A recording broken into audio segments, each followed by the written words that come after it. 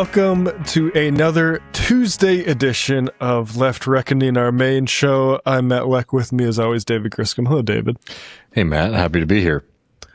We are, as I know David knows, 3 weeks plus into this catastrophic war that America and Israel have decided to start in Iran. And the Strait of Hormuz, which I think a lot of people are becoming, more and more people are talking about the Strait of Hormuz. I will steal Brian Vokey's joke calling Lindsey Graham the gay of Hormuz. But anyway, so over the weekend, we saw a little bit of whiplash. Trump on Friday promising war crimes, saying, if you don't give me my way in this Strait of Hormuz, which for people that don't know, about 20% of the world's oil passes through that strait. Among other things too. Yeah. Right. Fertilizer, that's kind of important too. Things like that.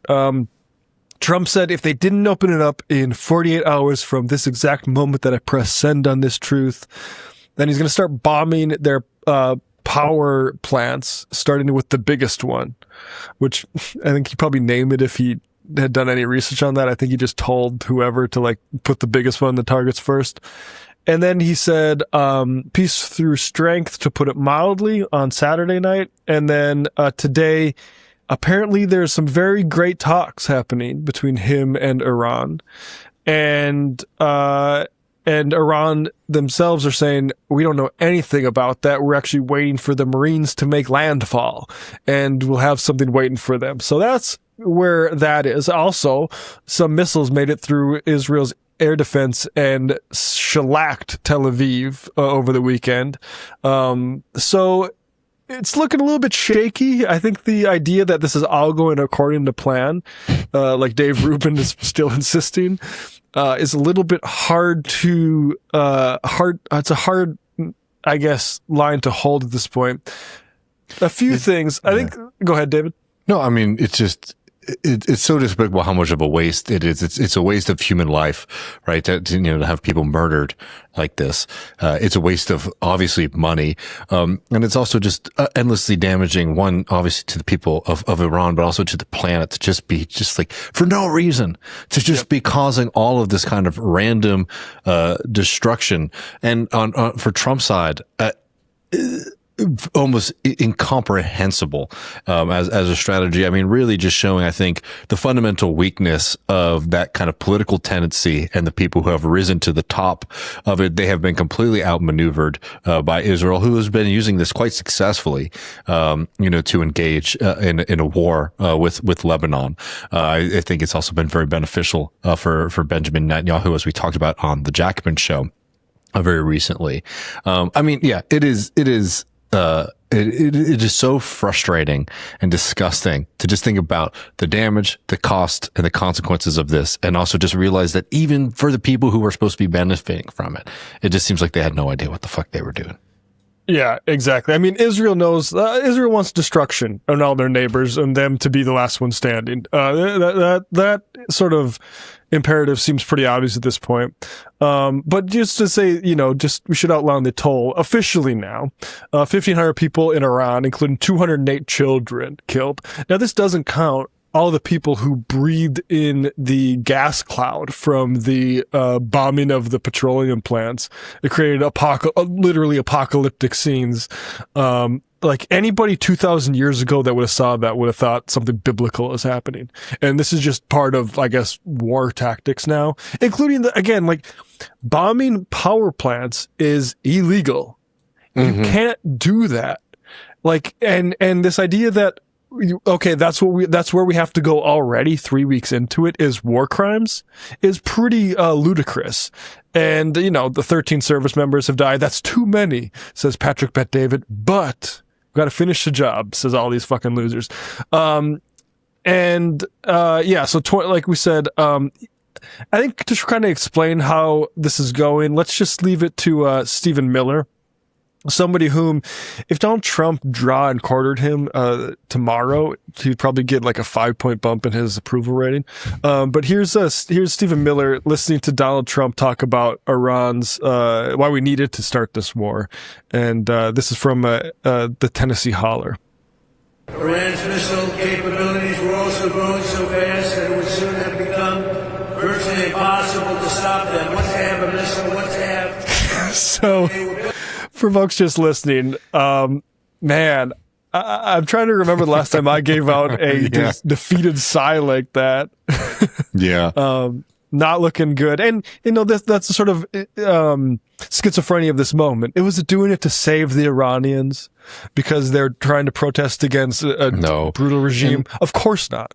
And like, also, I just kind of, you know, want to put it out there because it has been shocking, maybe is the wrong word, because, you know, this is kind of damage control, but watching so many of the voices who were yelling, demanding, celebrating the death of children. Like, I'm talking about like Iranian monarchists and like right-wing freaks, in the diaspora who were pushing, hey, y'all got what you wanted.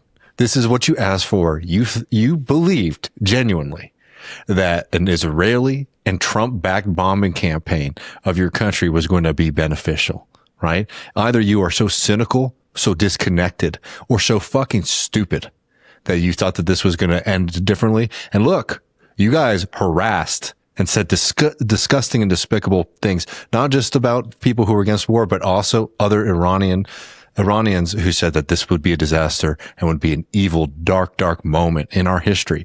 And y'all abused them, harassed them, called them names, right? So much so that many people who like have careers in media felt afraid to speak publicly about this issue.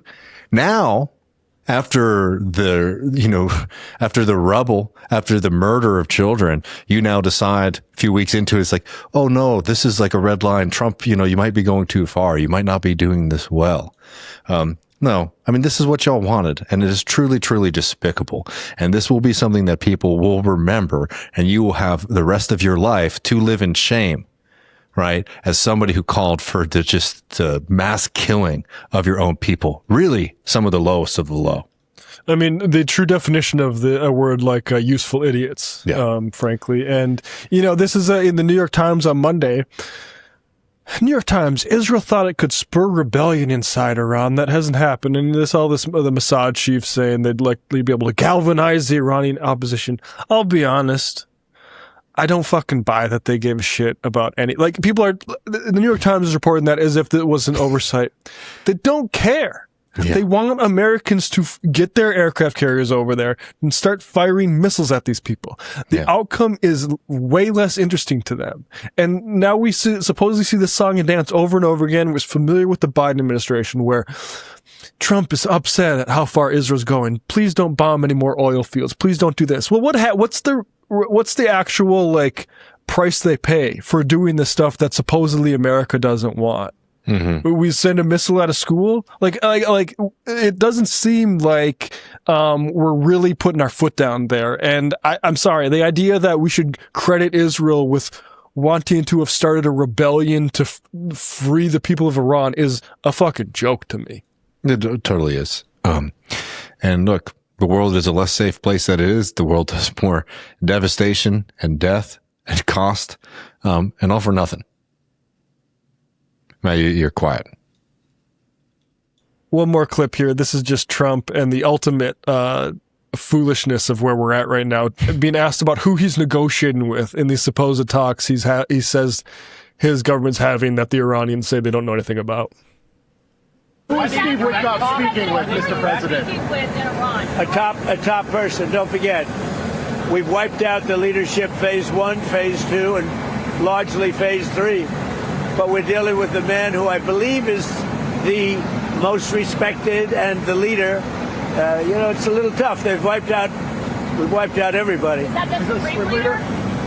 No, not. I just want to zero in on the they've wiped out, ...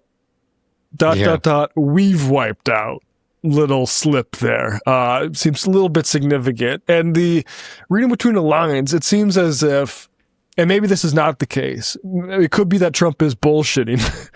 Very, very possible. Which is actually very likely, by the way. But on the chance that there are actually talks going on, this would imply that he doesn't want to publicize who they're having talks with, because like many of the people they've tried to talk to in the Middle East through this past year, the second that it turns out that they are negotiating and talking with the Americans, Israel blows them up. Yeah. So when he says that they've wiped out / we've wiped out a bunch, that would seem to point towards that little dynamic that our ally keeps trying to wipe out everybody we're doing diplomacy with. We wiped out everybody. Is that the Supreme Leader? No, not the Supreme Leader. We don't. Not much talk. Well, nobody heard of the second Supreme Leader, the son. Are these direct? We have not heard from the son. Every once in a while you see a statement made, but we haven't. We don't know if he's living. But the people that seem to be running it, and they seem that based on really fact, because things they've said have taken place. Mr. President. Yeah, they seem to based on really fact. So thank you, Mr. President. I feel much better about this cataclysmic war that you've signed us up for. Yeah. Totally disgusting. Again, like, it's hard to know how we will get out of conflict. Even, we all hope that this massive bombing campaign stops, or at least slows. With the idea that they can just kind of walk away from this, I think is ludicrous at this point. Yep. And it's crazy that right now the goal is to just kind of return to the status quo. What if we just were able to return to what it was like, just a few weeks ago? Well, you could have done that from the get-go by not fucking engaging in this war that even you yourself, the fact that Trump was tweeting about this, almost 15 years ago, and talking about how stupid of an idea this would be and how damaging or dangerous it would be if Obama were to engage with Iran militarily, really is just a testament to just how outplayed and weak he is as a leader. Absolutely no vision. Did you read Sohrab Ahmari's piece in Unheard? I missed that. No. Oh, you should read it. It's, basically, a kind of apology and recognition, that Trump is not the one, for the conservative movement. And we're seeing a lot of this where people, who are big time Trump supporters are, not so much yet from the sweet boys, not so much from, Mr. Tim Pool, Crowder and Rubin yet, but there are a lot of people on the more, let's say, intellectual wing of that movement who are starting to say, oh yeah, all of this stuff about Trump and this anti-war movement and him kind of breaking the norms, seems like he's not the guy who's going to be able to do that. And I don't know. Well, he's got some backup from the leader of the resistance, Joe Scarborough. I don't know if you saw him with our boy Chuck Schumer. And, Chuck, pathetic as always, saying like, look, you can't say, basically, Scarborough's asking him, like, isn't it the classic thing of like, what, you want Saddam to be back in power? Basically saying like, isn't it bad that, or isn't it a good thing that Iran's military is degraded? And Chuck Schumer, says, well, you can't know, it might go bad or whatever. Very clearly to Joe Scarborough, I will absolutely take an Iran whose military is not degraded like you say it is now, who is not actively closing one of the most important trade routes in the entire fucking world over the one that is degraded now, that is firing missiles everywhere because it's been provoked because you blew up a fucking school and decapitated its leadership again. Like Trump did in the first administration. What good has this done for us? It's insanity. And that's supposedly a liberal, on the major liberal outlet that every fucking Politico in this, brain dead Politico in this country tunes in for to see what are Mika and Joe saying? Well, he's saying Chuck Schumer doesn't want this war enough. It's fucking insane. Plenty of insanity. Well, folks, we got a big show. We're going to be joined in just a minute by Mr. Max Alvarez to talk about East Palestine, which is just an ongoing crisis and disaster. Really happy to have him on the program, and people should keep up with the work they're doing over there at The Real News. I do want to say thank you, first of all, to everybody who showed up in Houston. Jesus, it was slammed, for a book talk. Really incredible crowd. It was so nice being able to speak, with everybody. I know, We sold out of books almost immediately, which was, exciting. I will let folks know who ordered them. They should be getting shipped out very soon, so they will hopefully get to you. But really wonderful to meet all the folks, and it was really wonderful as well to hear from so many people who were saying, "Oh, we're longtime Left Reckoners." I did see some Left Reckoning caps in the audience, so that was really great. I'll be in Brownsville at Buho Books this Friday. I'm really excited to be going down to the Rio Grande Valley and talking about the book, so people can go and find that. Buho Books at 7 p.m. It'll be a fun way to start off the weekend down in Brownsville. And next Wednesday, April 1st, I will be at Wild Detectives in the wonderful Dallas, Texas. I'm really looking forward to that as well. So if you haven't come out and seen us in Houston, come and see me in Brownsville this Friday, Dallas next Wednesday. I'm going to be in San Antonio, I think April 9th. I'll be in New Orleans on the 17th of April. Austin, Texas on the 7th or the 9th. I'd have to double check of May. But many, many more book talks coming up in the near future. Really appreciate everybody who's gotten the book, The Myth of Red Texas.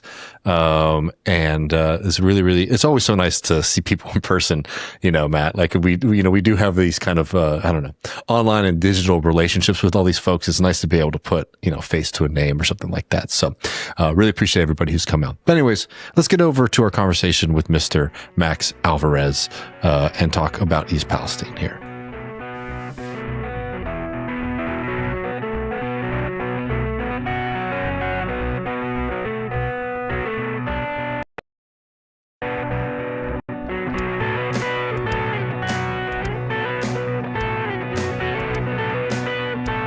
We're going to be talking more about East Palestine, which is one of the larger disasters in our history. It's a story that I think most people heard about and saw covered when it first happened, but there's probably nobody who has been doing the work more than our guest today. Max Alvarez, you know him as the editor-in-chief of The Real News. He is an incredible journalist and a good friend. Max, thank you so much for joining us here on Left Reckoning.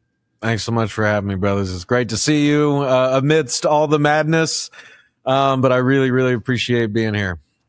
Yeah, I mean, I'm really happy to be able to have this conversation because I like many people, have been kind of watching your reporting, and there still is an ongoing crisis. There still is an ongoing situation, but with these kind of stories and just the nature of what's happened to this community here, I don't know. This maybe slow burn kind of feels like the wrong phrase here, but there is an aspect of it where there's still stuff going on. There's still stuff going on, and you're just almost waiting for some kind of big moment again to kind of drive attention back to East Palestine. But you've been going there and making sure that the story is continuing to be told. So, I mean, there's so much here. Could you just kind of catch us up over the past, couple of years, ever since this train derailment and this, controlled burn, if we want to call it that? My God. Yeah. The controlled burn. All right. So, absolutely. And I would just start with a little preface kind of on the note that you made, because I don't want any of what I'm about to say to sound like I'm browbeating people and yelling at you for forgetting this story. I work in the news. I live in this country. I know how impossible it is to navigate the monstrous present that we're in, where bad news just keeps coming down the pike minute after minute after minute. So I want to stress that, even though I understand why so many people have forgotten about East Palestine or haven't had time to focus on East Palestine in a long time, I think what we should also really take away from this and other stories is the fact that it's not that we're bad people, that we don't remember them. It's that something's happening to us that is eroding our capacity for memory. And that is a direct threat to any kind of movement, any kind of change we hope to bring into the world. You can't sustain long-term movements and build real, bonds of solidarity and make real change if you can't remember, beyond the past week. And so this is an issue that I think affects everything. And it's only made worse by a, rogue fascist administration in our government that is just pursuing this flood the zone, strategy of stuffing more bad news down our throats every week so that we don't know what to do. Okay, so that's the preface to everything I want to say here. Now, to kind of break it down for you guys watching and listening, East Palestine, Ohio, if you recall, the whole reason I got invested in this story is because for the whole year prior to that, we were talking about the crisis on the railroads. We were interviewing railroad workers. You guys talked about it all the time, right? We were learning about all the problems in the rail industry, and there was almost a national rail strike. And then Biden and both parties in Congress conspired to prevent a rail strike from happening. All the railroad workers I talked to and anyone, who would speak to the media was shouting that, something awful was going to happen if the corporate greed and Wall Street greed that had destroyed the rail system and turned it into this money-making machine where staff is cut year after year after year, where safety layers of people checking things like faulty bearings and everything like that, those people are cut year after year. More work is piled onto fewer workers who are abused more by their managers. And every year the profits keep going up. The stock price keeps going up.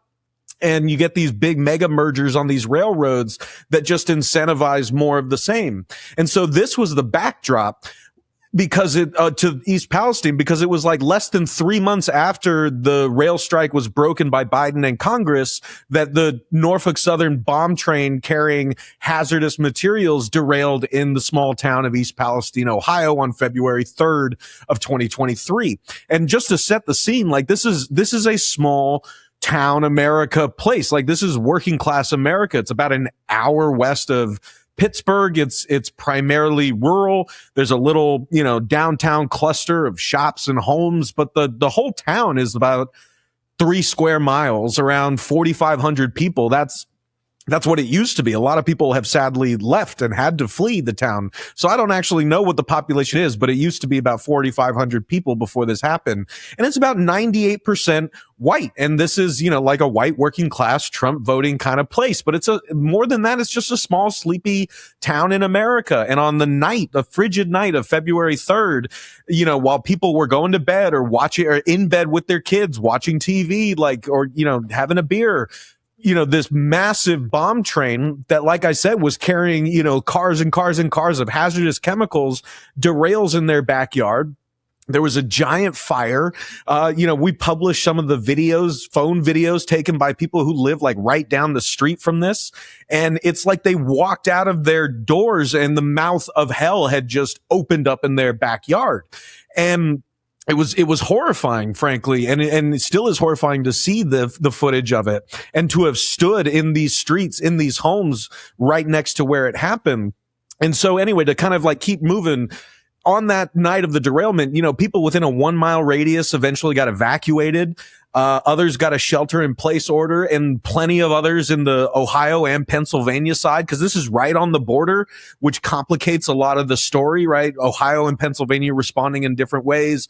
Again, it's a primarily rural area. So anyway, but many people in that area got no official word whatsoever on what the hell they were supposed to do. So then 3 days later, on February 6th, the evacuation zone was expanded because Norfolk Southern and its contractors were pressuring local authorities to dump 5 giant railroad cars of vinyl chloride into a ditch and set it on fire. And that's what released that massive black death plume that we all remember seeing, that horrifying mushroom cloud that exposed so many people to and the whole environment for miles and miles around to toxins that have, that killed a lot of animals immediately and that are killing people now slowly. If you don't mind, let's kind of hone in on this for a second now, because we have the investigations that have gone into this, who made the decisions, why those decisions were made. And, as this is happening, we might have our suspicions, but we don't have the full story of the kind of corporate conversations. What we do know now, is that the kind of scientific basis, for this burn, was ludicrous. That it seemed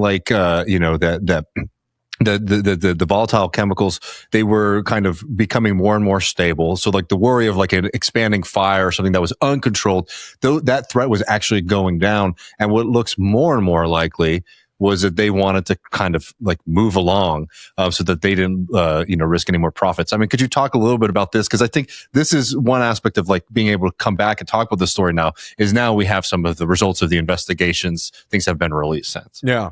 No. It's an absolutely vital point, right? And that like underscores what you said in the introduction, right? Like I need people to remember that this is one of the worst industrial disasters in American history. And it was made infinitely worse by a decision that never needed to happen.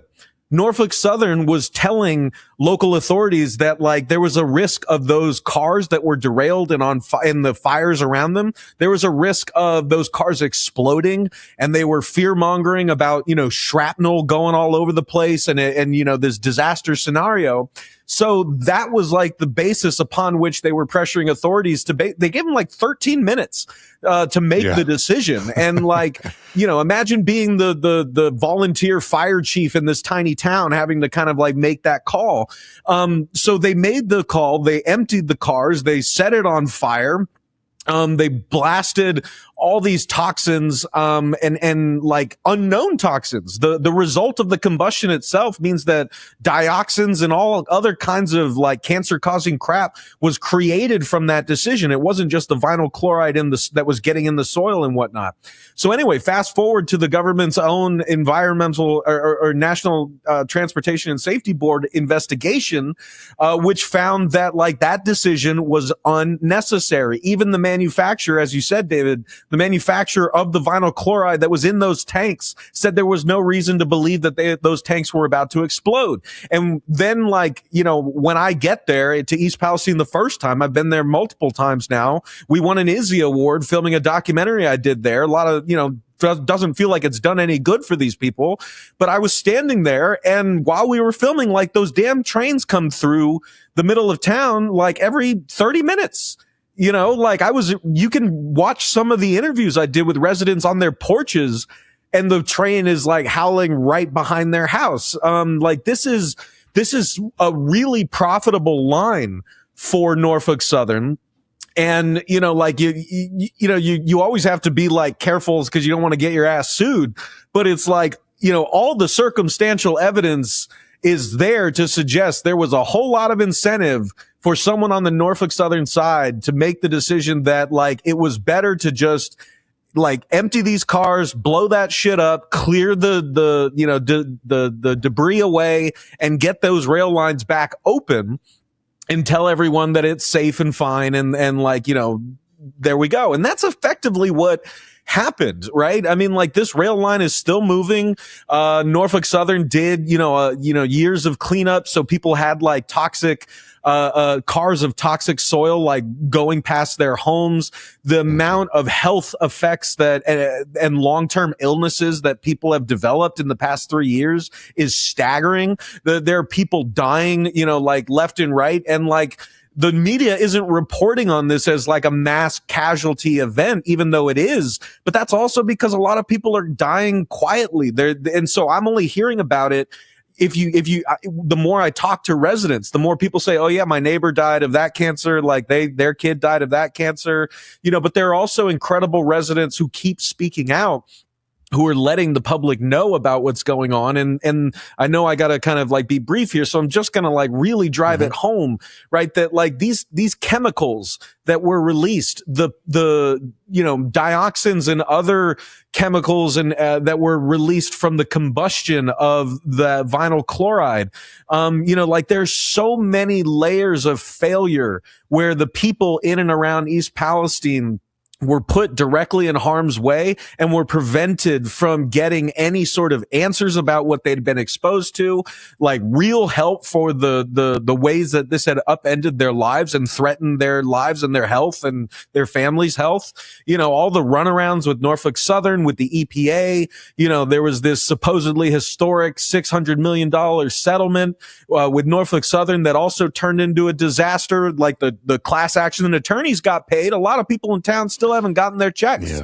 And, you know, like the people have been financially ruined by this. Like they're paying mortgages on homes they don't even think are safe to be in. And so they're just sitting there rotting.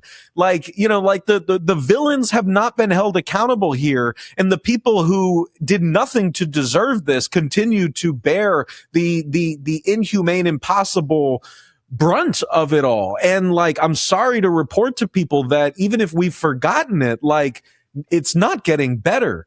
And, you know, it's getting worse. In fact, I mean, these things bioaccumulate, man. Like you don't just wash that kind of chemical exposure out. You know, again, a lot of people can't move away. This is a working class town. Like when I'm there, all the shops on Main Street, well, like 80% of them are boarded up. Like the town is dead.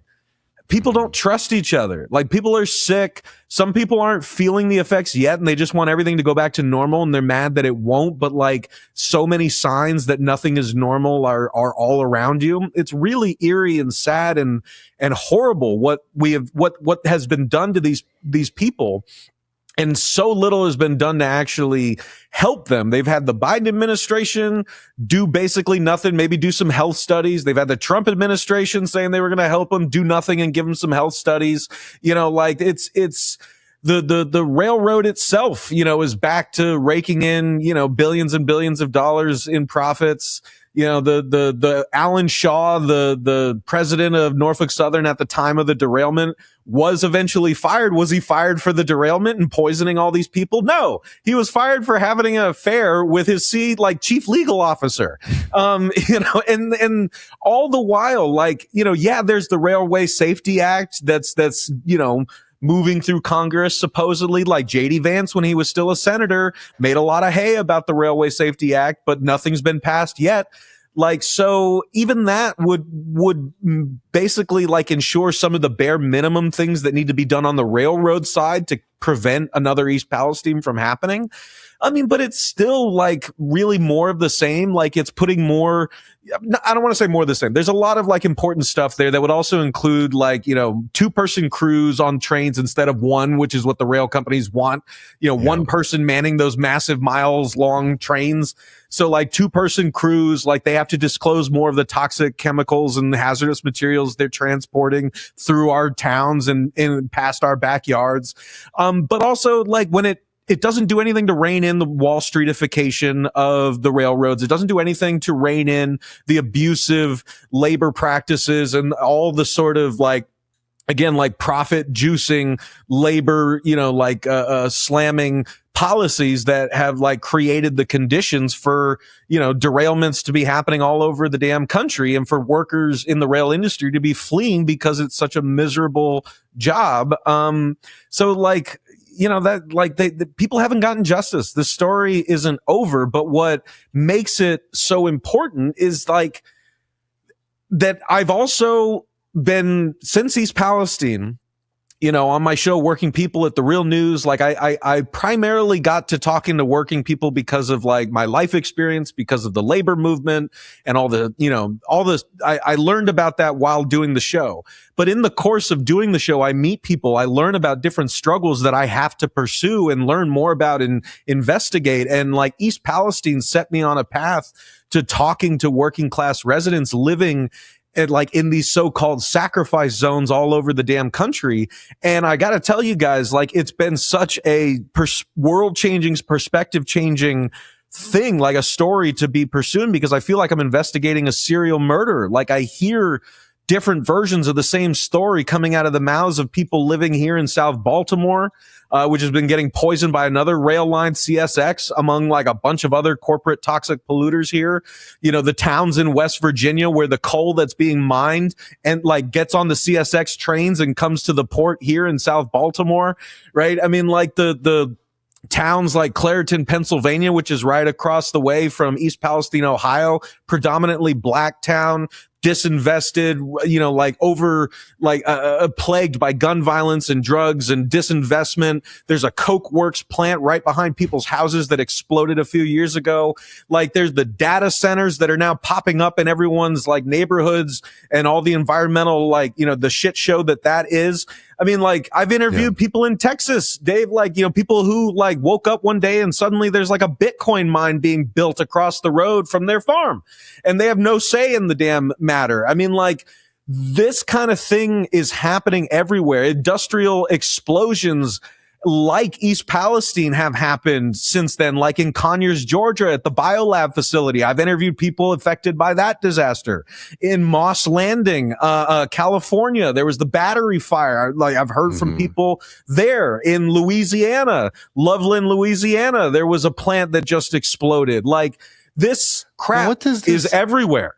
Well, as somebody who is now kind of seeing the national crisis around this, I wanted to kind of ask your perspective. Is this something that has just kind of gone underreported or underseen for a very long time, or are we actually kind of seeing the degrading capacity of the government and the ability of corporations to kind of skirt rules grow? Because from my understanding in the US, I mean, not a perfect example at all, but there was at least a kind of a period where there was some sense from corporate America that there were some people who were kind of watching over them. But you see this in this country. I mean, the laws that are on the books go kind of under or unenforced totally. And now I just, frankly, and this touches on everything, so if we don't have to get into everything, but there's a part of it I just feel like most people have just kind of become very cynical about anything good ever happening. So just let's just see what we, if I'm somebody running a company, it's let's see what we can get away with right now. We're seeing this with the Trump administration, all these kind of things. But I just want to ask you, is this a kind of a slide of a system that maybe at one time maybe wasn't perfect, but was able to kind of achieve goals and protect people to a certain extent? Or is this just something now that it's gotten so bad that we can't ignore the problem anymore? It's kind of both, because it taken in the long sweep of American history, we'll stay here just in our country, right? This feels like a sort of cyclical return to the days when the Cuyahoga River was on fire every other week, right? I mean, we forget that as a culture, and it's a big part of our history. It's a big part of labor's history, working class history. The UAW was one of the primary sponsors of the first Earth Day, right? You had people like the president of the UAW at the time saying, what good is taking your family, winning vacation time in your contract if you take your family to a lake that's poisoned, right? I mean, that used to be baked into our Tony Mazzocchi too. Yeah, 100%. Yeah. It was there. And so people were pissed about all the pollution. They, the first Earth Day happened. It was Nixon of all people who began the EPA because he felt this sort of grassroots pressure to do something about it. And so the EPA was never perfect. I mean, I got to give a bajillion caveats, but this is the contradictory, path that we have to learn to walk in our day and age. We have to be able to walk and chew gum at the same time, because the fact of the matter is the EPA was never perfect. But now that we're seeing what it's turning into and what it's become and what life is like without it, that's worse, right? I mean, so what do you want me to say? Yeah, we needed to improve the last one, but it still did really good things, right? I mean, it grew out of important working class expressed needs in places like Love Canal, New York, right? I mean, and so the EPA used to be at least more of a functioning, agency that did enforce with real teeth the sort of regulations, the environmental regulations, which even had knockoff, working conditions sort of effects for the people working in these industries. It had more teeth, but both parties over time, over the course of our 3 lifetimes, basically the neoliberal Democrats and the, voracious capitalist serving, monocle wearing Republicans have been chipping away at the EPA's ability to do its job, because they are being bought off by the very companies that want to lobby for fewer, environmental regulations, yada, yada, yada, right? So that is the process that's been going on our entire lifetime. But they like, I do want to stress two things is that one is as independent testing expert Scott Smith, who's done a lot of incredible work in East Palestine, among others, you know, like has said, like there are a lot of good people in the EPA. There are a lot of people in the federal government right now who are still civil servants trying to hold on and pursue that mission that they actually like believe in.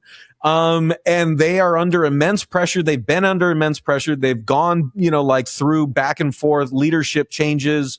You know, they've had to like try to do the most good they can under top down imposed policies that are always leaning towards the benefit of the corporations and away from, you know, the public health and the, you know, livelihoods of our communities. And so like, cause yeah, the EPA is among the list of villains when you're talking about, East Palestine, Ohio. The EPA, you know, was telling people it was fine when it wasn't fine. I mean, like, and they're not the only ones. You had like a whole team of people from the CDC going into people's homes in like hazmat gear, testing, like a week and a half after the derailment. They all got sick and left, but then they like were telling everyone, no, it's fine. You can stay in your homes. Like that's the kind of Kafkaesque reality that people there are living in. And so like, I can't defend the EPA to the residents of East Palestine. Like, I mean, but at the same time, I'm like, I lament the loss of this kind of belief that in the country that existed in the country that we grew up in, but doesn't seem to anymore.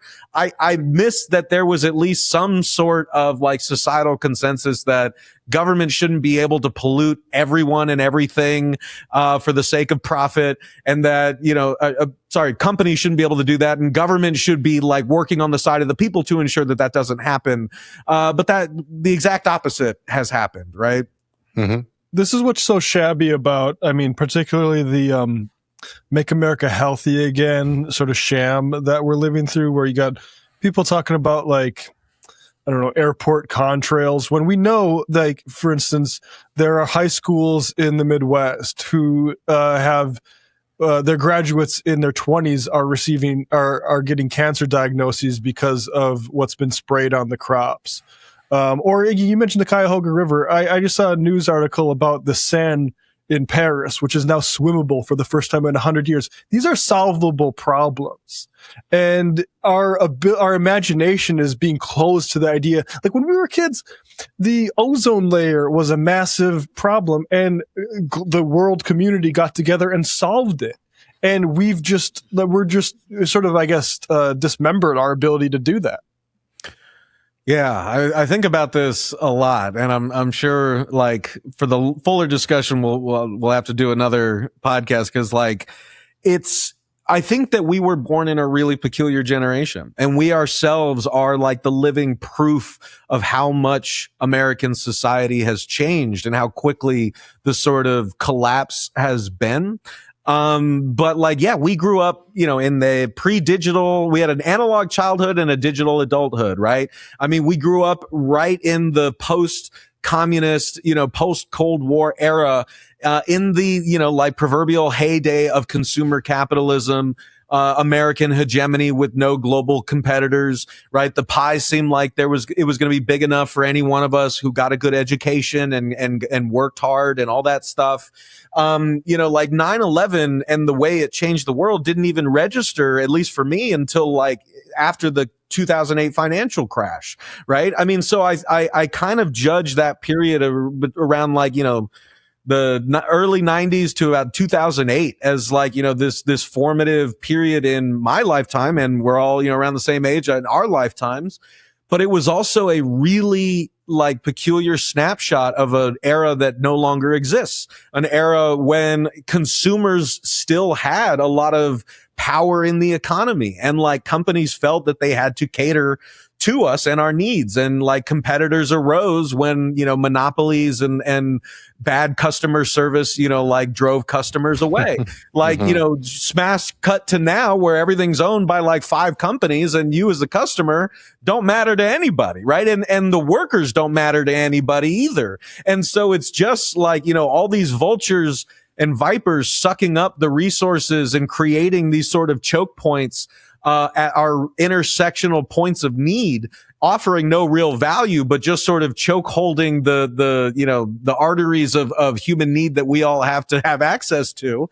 And all the while consolidating, and deregulating, and it's really, I think, like, combined with, a real felt decline in quality of life. Totally. That is felt both in terms of like our ability, like to, on the job. It seems like everyone's working harder or longer for less money. Right. I have interviewed workers for a living I've been doing working people since the first Trump administration. That's a constant, right? Everyone's working harder, longer for, less money, or they're working harder and getting fewer hours and less pay, right? I mean, or they're, driving, for Uber and delivering, and the algorithms keep reducing their take home pay year after year. It's what Bernie Sanders called the proverbial race to the bottom, right? I mean, you see in the pocketbook that people are feeling the decline of, the America that we grew up in. But it's also in the consumer experience, which I think for so many of us is the most immediate kind of realm where we believed in and benefited from the fruits of capitalism, right? But even all of our favorite things are gone, man. Like Toys R Us sucks, Red Lobster sucks, just the quality of everything has gone down, and that's not an accident. Right. I mean, the MAGA people have their own narrative of why that is. But I think to not go too far afield and bring it back to the topic at hand, if you bring it back to things like what we started this conversation with, like the sort of rampant toxic pollution across this goddamn country, in terms of what these companies are putting into our air, putting into our products, putting into our water, and it's everywhere, man. I've interviewed folks in rural Wisconsin, downwind from these massive industrial hog factories, right? And those are being owned by these big ag corporations, that have decimated the small and medium sized farming community across this country. It's happening in rural America. It's happening, in urban America. But that sort of consolidation of the corporate class, the hollowing out of any sort of governmental protections that, and any sort of governmental ethos that is there to serve the people and protect them from this kind of thing, has given way to a long-term sort of ecocidal, sociocidal kind of agenda that has served the needs of big business and paid handsomely the political operatives who are lobbied by them. And over time, this stuff accumulates, right? I mean, America's a big country, but it ain't that big. The frontier has an end, and we're finding that out now. And you find it out in the fact that there are these massive coal ash tailings ponds or landfills or, Superfund sites down the goddamn street from you. Mm-hmm. And that's a working class issue. I want to drive this home for people that what I've learned, and the reason I cover it on my show, Working People, is because who do you think lives in these communities? Workers, right? I mean, I've interviewed union members who were physically disabled by the derailment in East Palestine and who were then fired by their company and not defended by their union. Right? I mean, so if you go to the Midwest and you say oh, you guys need to join a union, what is our answer to people who have lived through crap like that? Right? I mean, what is our answer to the people working in the chemical industry who are always the proverbial canaries in the coal mine, developing the sorts of illnesses, working on the production lines that people in towns that get poisoned later on start developing? That's what happened in DuPont. We only knew about how bad DuPont's chemicals were for us because the working women started having birth defects, right? And DuPont knew that, and they tried to suppress the evidence of it. So it affects all of us because it erodes the conditions for life itself. What good is a labor movement? What good is a left politics? What good is any sort of political movement that can't even bank on a future where the world is livable, where, people can trust that the water coming out of their faucets is drinkable and the air is breathable, right? We're really fighting for the basics of life. It's not even life, liberty, and the pursuit of happiness now. This is like an agenda of death that needs to be met by a politics of life. And like, it really comes down to our basic ability to live our lives, to live flourishing lives where we and our families and our children and our communities aren't poisoned into oblivion, don't have our whole life savings tanked because of some company that, had an industrial accident in our backyard, right? I mean, like these plants are downwind from our children's schools, right? I mean, like the members of the unions, the people in the working class that we're always talking about and trying to reach, like, they're all there. We're all experiencing this. We all have the damn microplastics in our brains. And like, that's why so many of us are getting weird cancers and dying sooner.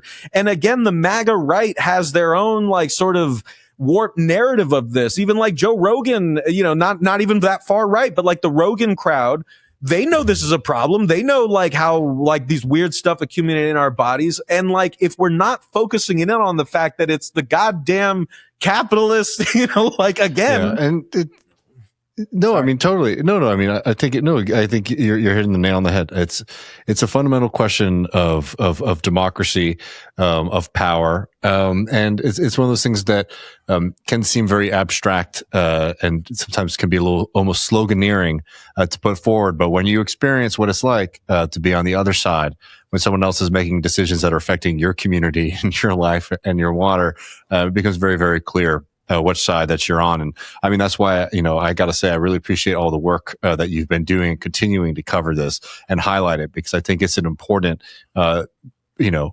spring for us to kind of draw a stronger politics out of. So Max, thank you so much for coming and talking with us, and let us know how the people can keep up with the work, and also importantly, how to support it. Yeah, thank you so much for having me on, guys. I could talk to y'all for hours, as is evident, but appreciate all the work that you do. Appreciate everyone for watching. And just to kind of end on the note that these people still need help. There are things you can do to help them. First and foremost, share their stories. Don't stop talking about them. Share this interview with people. That's what residents have told me. They said, just don't forget about us, please. Let people know that we're not okay, right? There are organizations formed by residents themselves that are like connecting other chemically impacted communities and fighting back together. And like, we're trying to play our own role in bringing those communities together. But you can look up the Chemically Impacted Communities Coalition. You can and should look up them, as well as the Ohio Valley Derailment Mutual Aid, which provides direct aid for folks in the whole Ohio Valley, the Pennsylvania and the Ohio side, to get the like immediate assistance that they need. And a lot of people need it. There's so many people doing great work that you can find. Reach out to me. I'll point you in the right direction. And please support the Real News Network, because it's only because we have an institution like the Real News Network, which I'm honored to be the co-executive director of and editor-in-chief of. But if I was working anywhere else, they wouldn't let me cover this story for 3 years the way that I have, right? I get to make that choice. And it's only because people like you support us that I'm able to. So thank you to all who do support us. Please go to therealnews.com/donate to make sure that we can keep doing coverage like this, not just in East Palestine, but in sacrifice zones, working class communities across the country and around the world, because that's the kind of stuff that we do every week at The Real News. So last point is, I just really want to drive home for folks. If you think this is a direct like appeal coming from the residents of East Palestine themselves, a warning from them.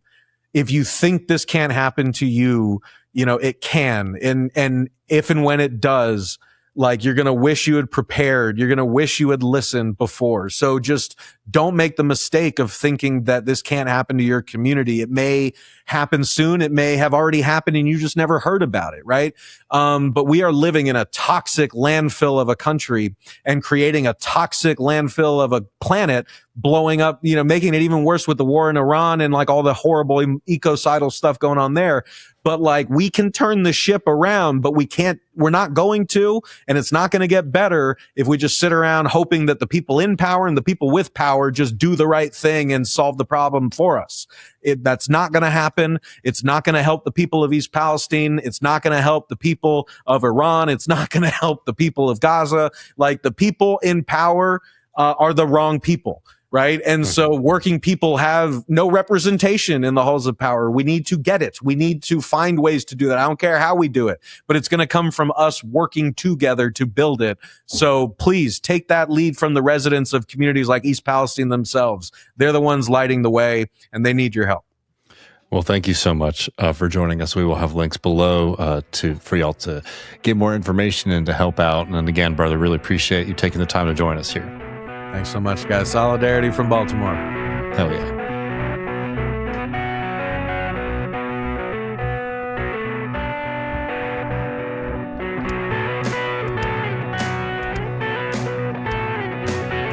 Hey, man, it's always great having Alvarez on the program, and people should be following the Real News Network. And, you know, man, having him on, having the kind of conversations that we were just able to have, it reminded me of one thing. Podcasts are just so great. Podcasts are kind of my favorite thing. And I was wondering, you know, I mean, it's great, the conversations that you can have, the kind of freedom that you get. I was just wondering, like, what are your kind of favorite things about podcasts these days? I like when celebrities that have much larger media platforms decide to get into the mud with us lowly podcasters and probably get half the views. I especially like when they get a lot of views. I don't like that so much. But when you see the views they get and they're like, oh yeah, they're not going to keep up this for longer than a few months. That's when I really like it. Well, you know, what I really like is I like the microphones. I love it when you are looking at a shot and you can see the microphone. Ooh, really beautiful, really beautiful. Yeah. And I was very excited as somebody who loves seeing a microphone in the shot to see the big changes that are going on over at CNN. This is Jake Tapper with a new format for his program. I'm so happy to get. So you're probably wondering what's going on, why we're in my office for the first hour of the lead today. So it's an experiment. This is my actual desk where I do my actual work, not the desk in the studio.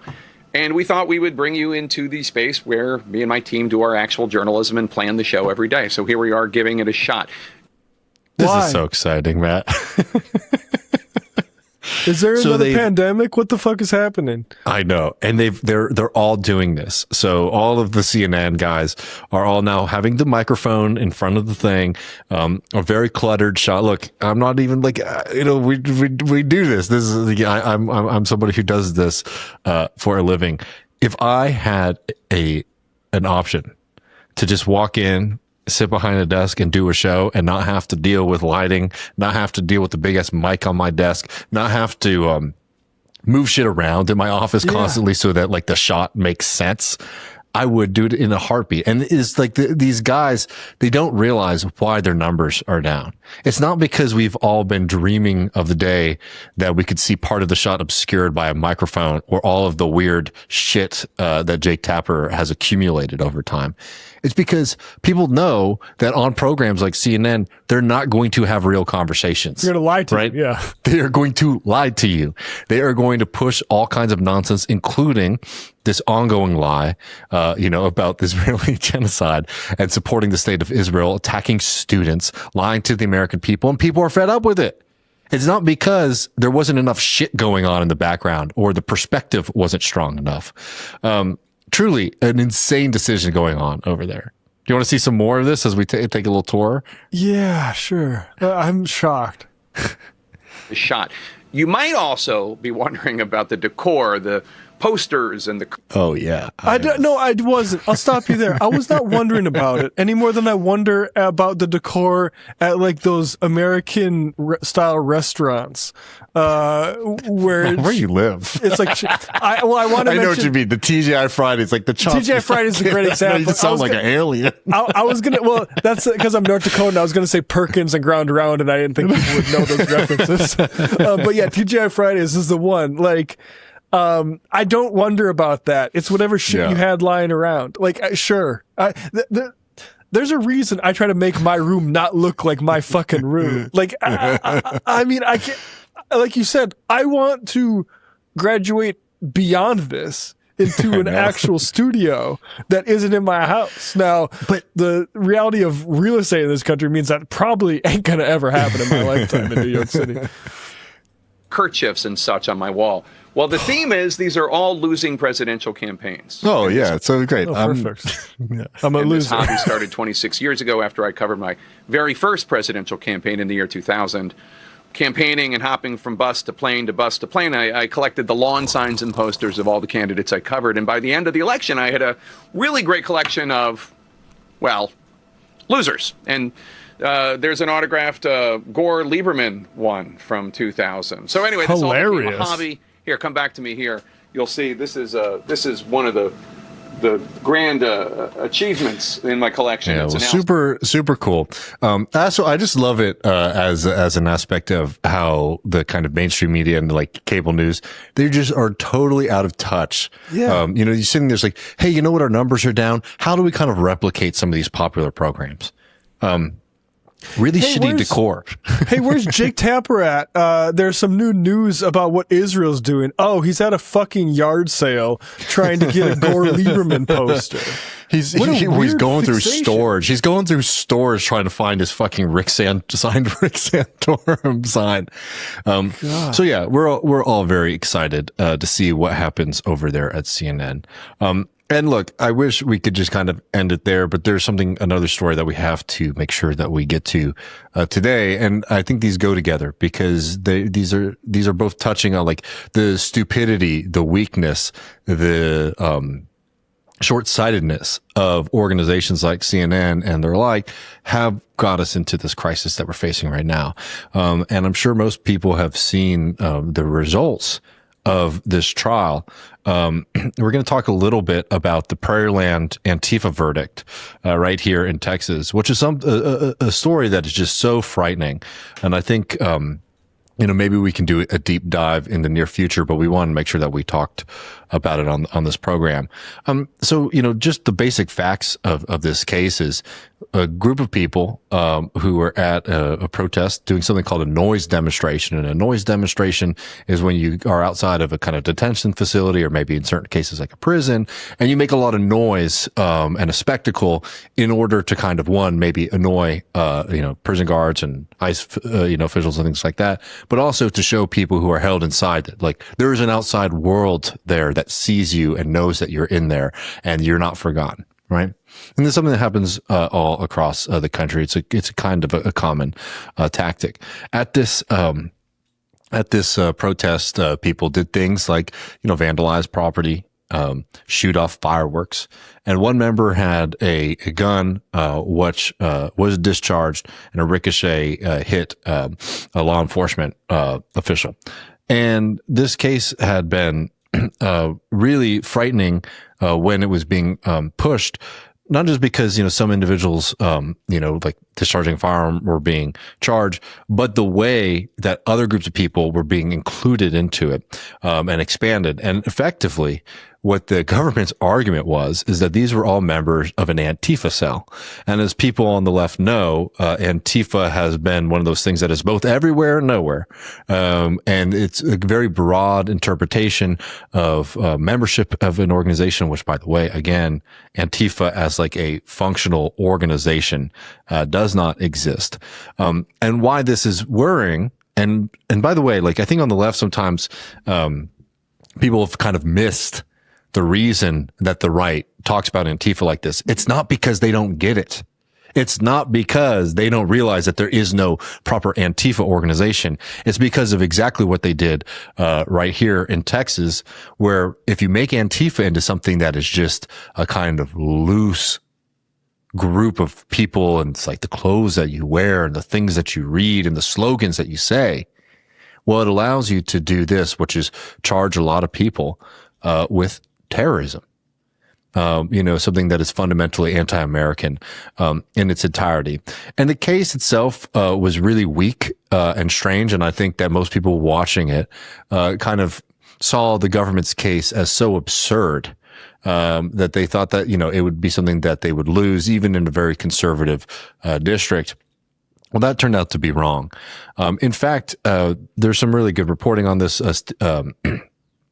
Stephen Monticelli in the wonderful Texas Observer had a good piece here that I wanted to kind of note one very specific aspect of, which is the way that this judge here in Texas kind of put their finger on the scale of justice, because it should be noted that this wasn't a case that was just kind of a fluke.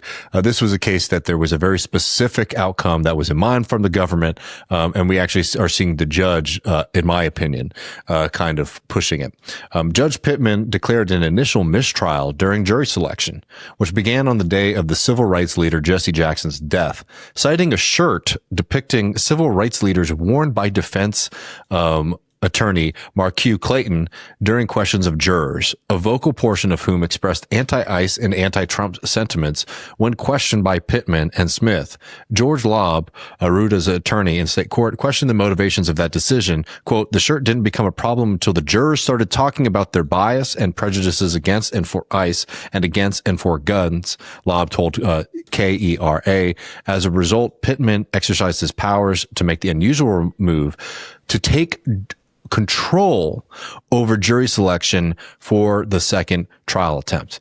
And I really want to make, sorry, yeah. In other words, basically, if all of those jurors had gone through that saying, I love ICE, I love what ICE is doing, there would have never been an issue made of that shirt. And that is, folks, why a jury of their peers has been made a mockery of in this country over and over again. It's this exact same disgusting dynamic.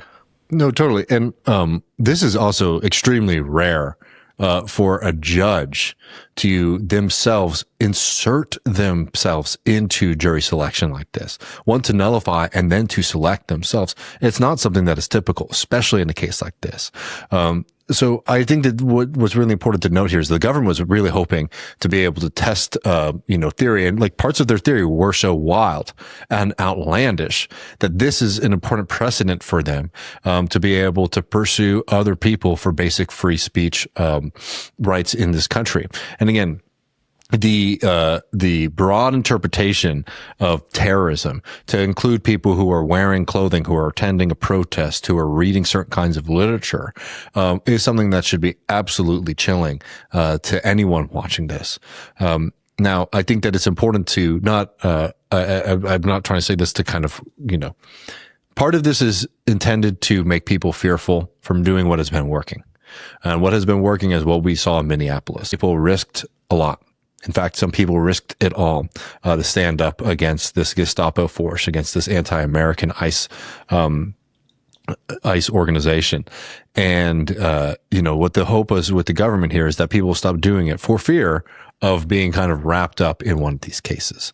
What I think needs to be done is to kind of support, these people as they're going through the appeal process and hope that they can win here, but to not give the government what they want. Because the reason why you had to have a judge literally putting their finger on the thumb of justice is because they know they are on the losing side of history.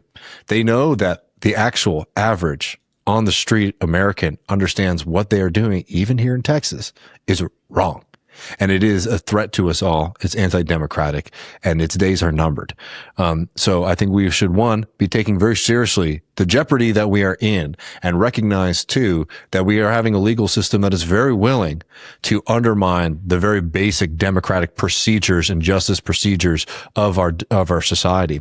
But to never allow these freaks to intimidate us and prevent us from doing what is right. Absolutely. Well, folks, that is going to be it for us. We appreciate you joining. We will be back this Sunday for our patrons, patreon.com/leftreckoning. Get access to it. My book, The Myth of Red Texas. You can get it from OR Books. It will be out in bookstores on April 14th. I'm going to be in Brownsville this weekend at Booho Books. Next Wednesday in Dallas at Wild Detectives. I'm really looking forward to that. Come see me on the road. I'll be hitting New Orleans, Austin, and other places, and San Antonio, of course, in the next few weeks. So follow me on social media to keep up with it. Matt, appreciate you so much. Everybody take care, and we'll see you later this week.